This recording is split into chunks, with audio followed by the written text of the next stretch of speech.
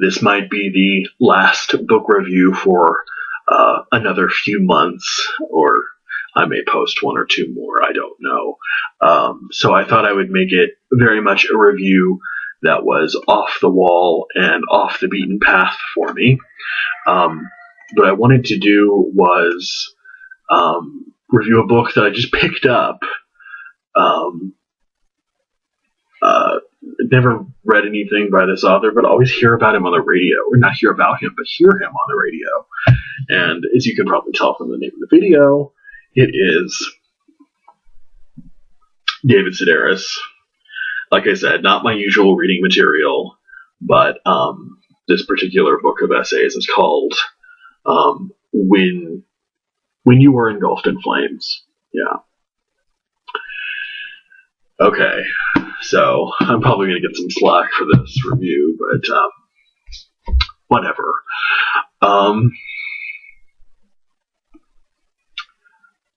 First of all, if you want some edification on what I'm about to say, go back and watch my The Muse Learns to Write review.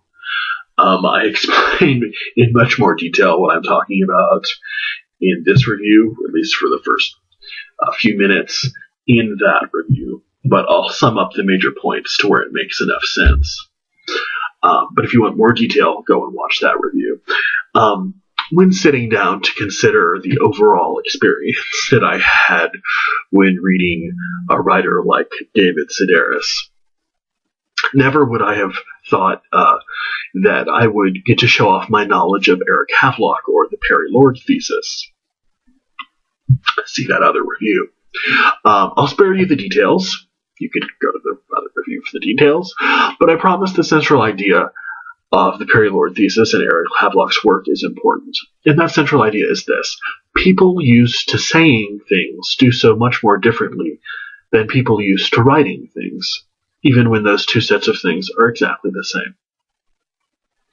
The example that Perry Lord and Havelock were most to cite was Homer, as arguably the best-known Western writer of pre-literacy. I shouldn't use the word writer, even though I did, obviously, in the review while I was writing it.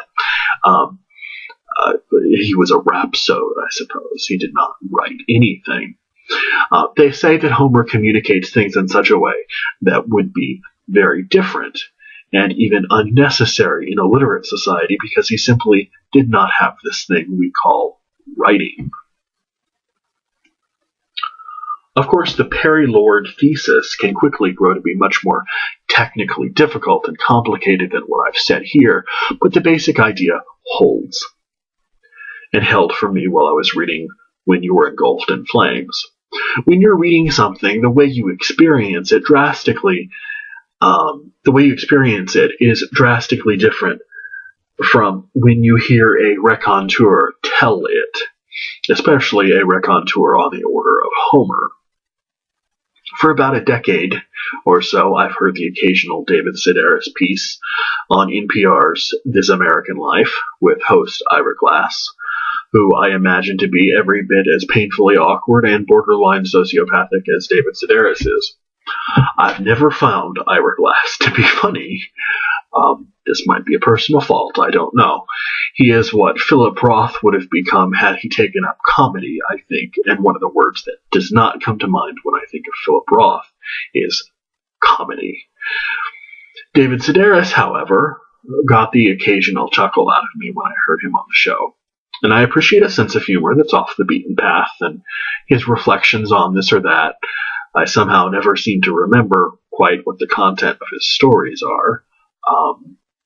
But his reflections were humorous, and they got a laugh out of me every once in a while. So I found this book in a used bookstore the other day, now probably a month ago, for $3. Yes, I know it's a hardback, but even at Goodwill, hardbacks are going for $3 these days. So I found this book for $3, thinking that I would make up for all those times of passing him up in the New Yorker to look at the cartoons instead of to read his, vignettes about his life and his boyfriend.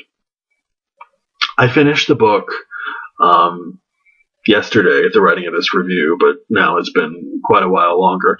And if hard-pressed to match the plots of the stories with their titles, I'm still not sure I'd be able to do it. Maybe because they hardly ever have anything to do with one another. I suppose my point is, I find the writing to be incredibly flat, overindulgent, repetitive, and too autobiographical, if such a criticism can be made. You will hear endlessly that he lives in France, of his international travels to this country and to that country, and his long-suffering partner, Hugh, etc. These are incessantly and grindingly shoved into your face, so much so that the book begins to lose the sense that it might have an audience. The lack of interest in these stories on the page is probably attributable to Sedaris' whiny, effete voice and overall stage presence. He just so much sounds the persnickety curmudgeon that he can't help but occasionally be funny. His voice, with its physicality and tender faux sentimentality, are lost on the page. I suppose what I really found funny was his unashamed prissiness, his unmitigated misanthropy, both available, at least to me, only when I hear him reading his stories to a live audience. While even the prissiness and misanthropy can get old after a while, they never even struck me while simply reading him on the page. My reaction to this collection, at least as presented here in book form, I could take it or leave it. In the future, I'll probably be doing more of the latter. I'll still look out for him on NPR, though. When You Are Engulfed in Flames by David Sedaris.